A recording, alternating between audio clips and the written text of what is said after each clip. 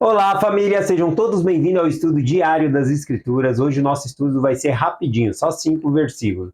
Nós estamos aqui em Doutrina e Convênios, seção 3.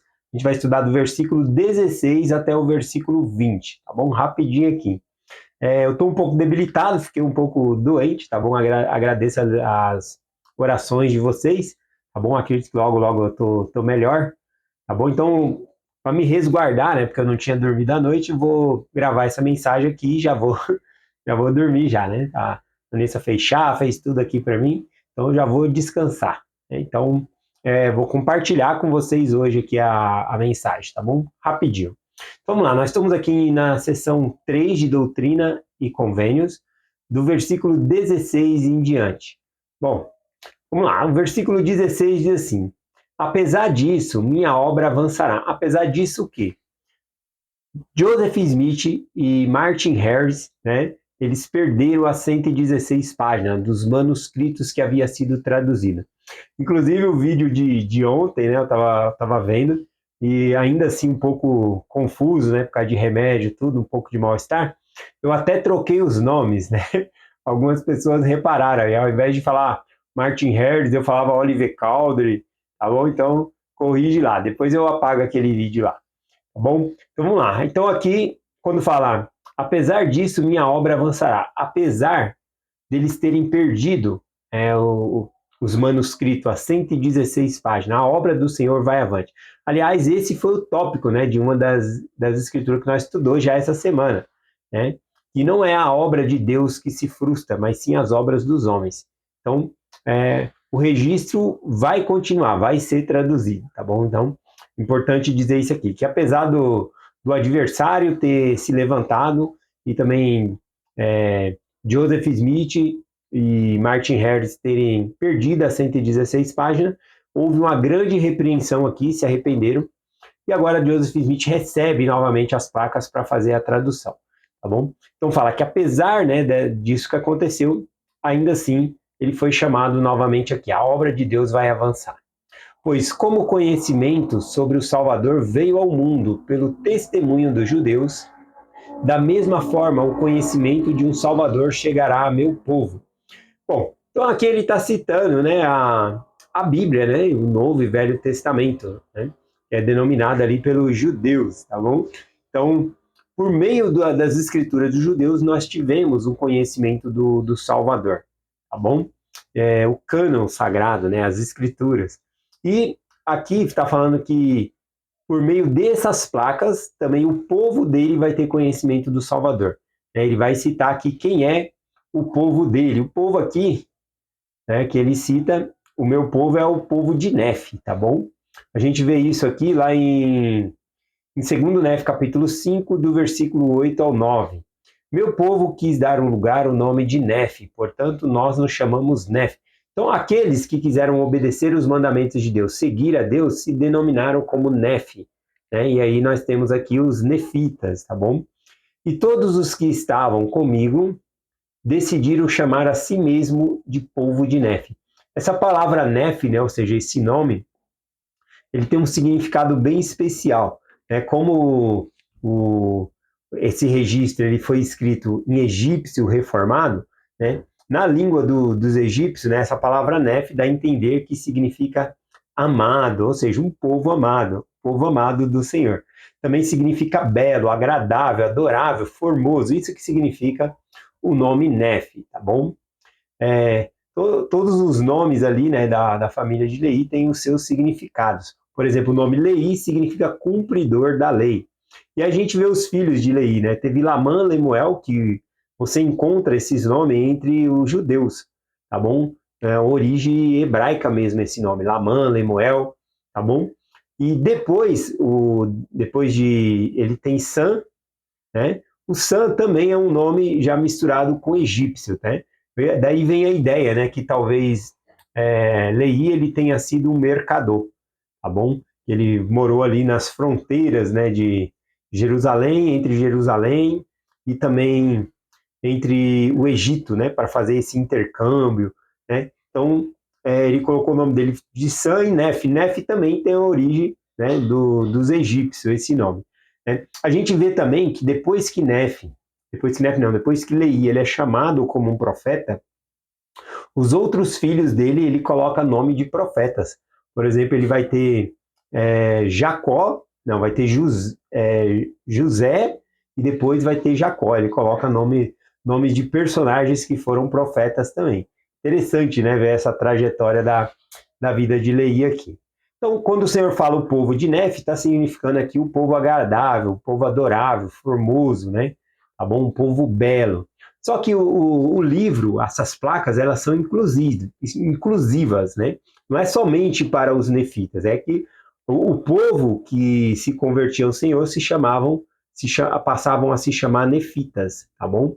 Então tem essa explicação dentro do livro de Mórmon. Eles tinham vários tribos, né? Mas eles pegavam e se chamavam como nefitas porque seguia o povo de Deus, tá bom? Mas não havia impedimento nenhum dos lamanitas se converter a Deus, né? E também já existe fatos que eles trocam os nomes também, né, para Antinef Leí, né? Ou seja, aqueles que vieram de Leí e Nef, tá bom? Vamos lá. Vamos ver sobre essa inclusão aqui, que o Senhor está falando no versículo 17. Doutrina e Convênio, seção 3, versículo 17 e 18. E aos nefitas, e aos jacobitas, e aos josefitas, veja que é inclusivo, está falando todos os povos aqui, não somente nefitas, né? Então esse registro era para todos os povos, inclusive para nós.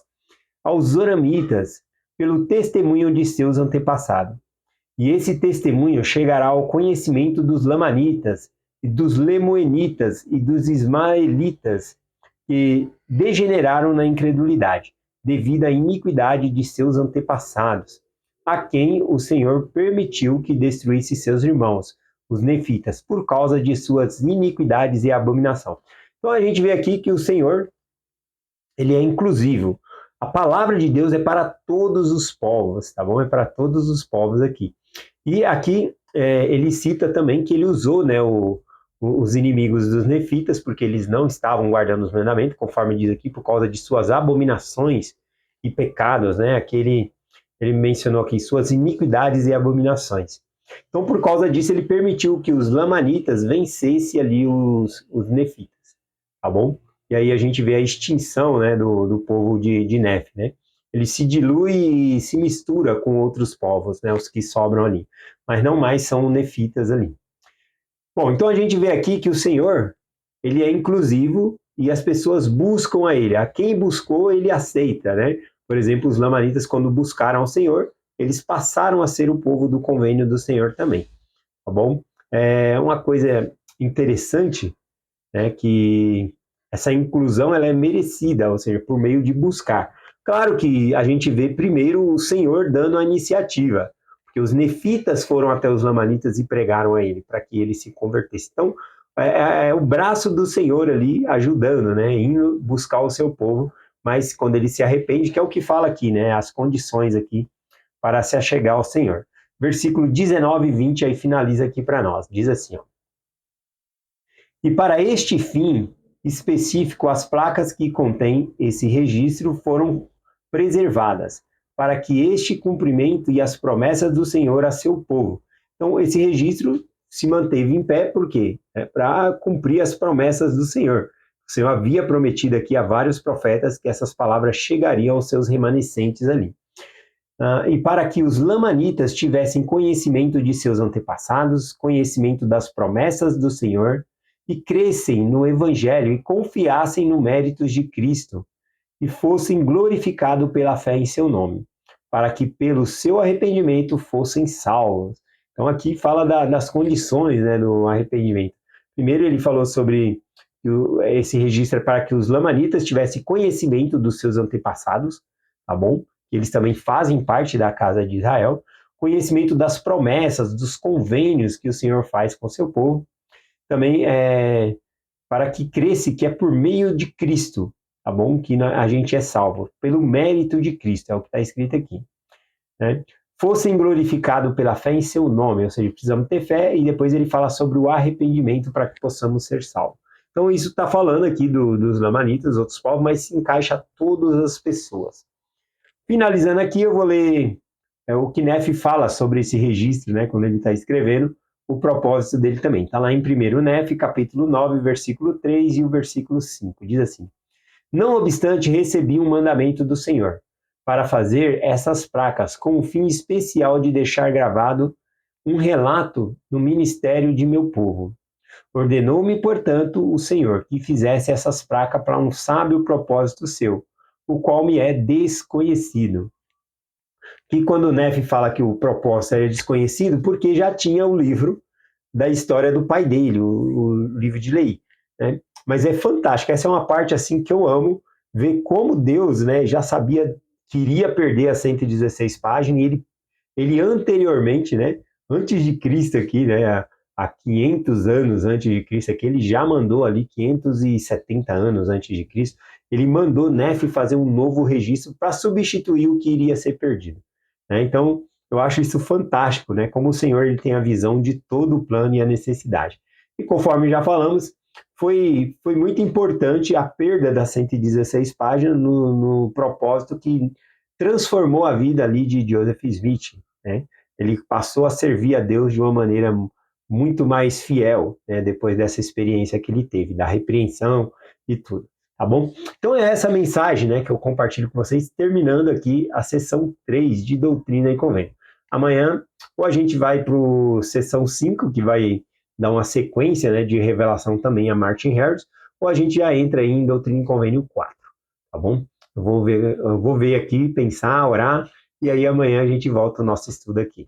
Gratidão a todos, por todos os dias nós estarmos aqui estudando as Escrituras. Gratidão pelas orações de vocês. Eu me sinto brindado, tá bom? Pelas orações de vocês. Que Deus nos abençoe sempre. Em nome de Jesus Cristo. Amém. Até amanhã.